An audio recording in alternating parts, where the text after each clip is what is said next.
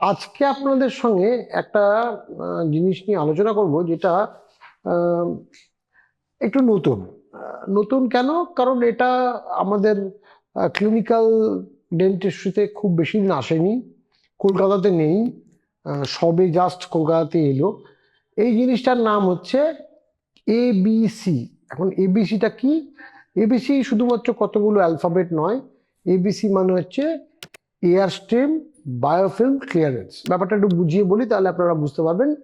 সেটা হচ্ছে, আপনাদের নিশ্চয়ই জানা আছে যে আমাদের দাঁতের উপরে যে টার্টার হয় বা প্লাক বা বায়োফিল্ম জমে, সেগুলো আমাদের মাড়ির অসুখ এবং তার সঙ্গে সঙ্গে ভেতরের হাড়ের অসুখও তৈরি করে, যেটা প্রথম স্তরে তাকে জিঞ্জিভাইটিস বলে, পরে পেরিওডন্টাইটিস বলে। এই নিয়ে অনেক আলোচনা আপনারা শুনেছেন।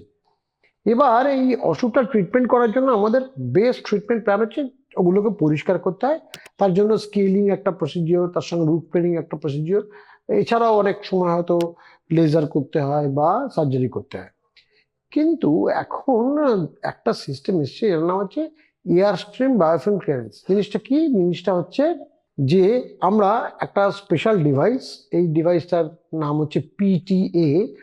এই ডিভাইসটাতে গরম জল, তার সঙ্গে একটা পাউডার, সোডিয়াম বাইকার্বনেট বা গ্লাইসিন পাউডার, খুব সূক্ষ্ম পার্টিকেল সাইজ, ছোট, 25 মাইক্রন বা 65 মাইক্রনের পাউডার, তার সঙ্গে হাওয়া, এয়ার, এই তিনটে জিনিসের একটা স্প্রে আমরা তৈরি করি, যেটা করে দাঁত এবং নাড়ির সংযোগস্থলে এবং দাঁতের ওপরে আমরা জিনিসটাকে স্প্রে করি। এতে দুটো সুবিধা হয়। সুবিধাটা হচ্ছে, একটা হলো যদি কোনো প্লাক বা বায়োফিল্ম থাকে সেগুলো পরিষ্কার হয়ে যায়, এবং সবচেয়ে বড় একটা সুবিধা আছে, যেটা আপনাদের জন্য হয়তো একটু চিত্তাকর্ষক মনে হবে। সেটা হচ্ছে, অনেকেই আমাকে মাঝে মাঝে প্রশ্ন করেন, দাঁতের ওপরে কালো ছোপ পড়েছে, এটা কিভাবে পরিষ্কার করব? স্কেলিং করলে তো এনামেলের ক্ষতি হতে পারে, বা স্কেলিং করাই কি সবচেয়ে ভালো? কারণ আশেপাশে আপনার সবার কাছে গেলে তো স্কেলিংই করে দেয়, সেক্ষেত্রে তারপরে অন্য প্রবলেম হয়। সত্যিই তো, দাঁতের ওপর যদি আপনার টার্টার না থাকে, শুধুমাত্র কালো ছোপ তোলার জন্য স্কেলিং প্রসিডিওরটা একটু হার্শ তো বটেই। সেক্ষেত্রে এই এবিসি বলে যে প্রসিডিওরটা রয়েছে, এই এবিসি বলে প্রসিডিওরটা, যেটাতে আমরা এই তিনটে জিনিস যেটা বললাম, জল, হাওয়া এবং পাউডার, এই তিনটের একটা মিশেল তৈরি করে এটাকে আমরা দাঁতের উপরে খুব হাই স্পিডে জেটের মতো স্প্রে করি। এতে কিন্তু এই দাঁতের উপরে যে কালো ছোপ বা বিভিন্ন ফুড স্টেন বা কালার স্টেন, ইভেন আপনার দাঁতে যদি ফুড থেকে ইন্ট্রিনসিক ইয়েলো স্টেনও হয়, হলদেটে হয়ে যায় দাঁত, তাহলে কিন্তু সেটাও পরিষ্কার হয়ে প্রায় সাদা হয়ে যায়। তারপরে তবে হ্যাঁ, এবিসি কিন্তু দাঁত সাজা করার প্রসিডিওর নয়।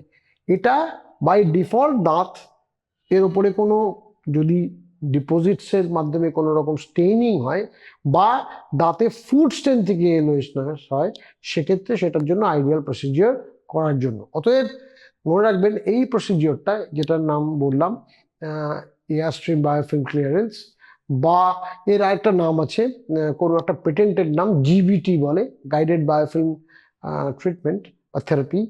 সেই ট্রিটমেন্ট একই, দুটো জিনিস একই। এই ট্রিটমেন্টের মাধ্যমে কিন্তু অনেক জেন্টল ওয়েতে আপনাদের দাঁতের ওপরে যে সমস্ত স্টেন বা ময়লা আছে সেগুলোকে পরিষ্কার করা যেতে পারে।